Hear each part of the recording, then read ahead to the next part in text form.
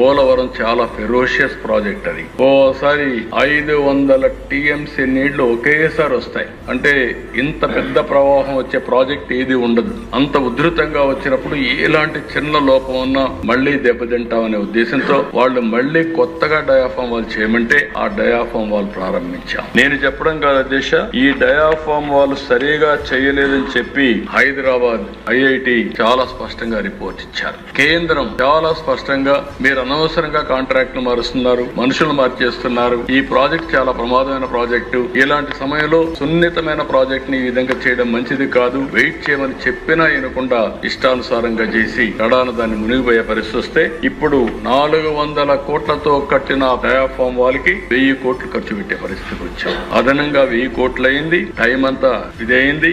వచ్చిన తర్వాత ఇప్పటికి మళ్లీ స్పీడప్ చేసి 52% పూర్తి చేశాం. డిసెంబర్ 25 నాటికి డయాఫామ్ వాల్ పూర్తవుతుందని ఈ హౌస్ ద్వారా రాష్ట్ర ప్రజానీకానికి విజ్ఞప్తి చేస్తున్నానని కూడా నేను మీకు తెలియజేస్తున్నాను.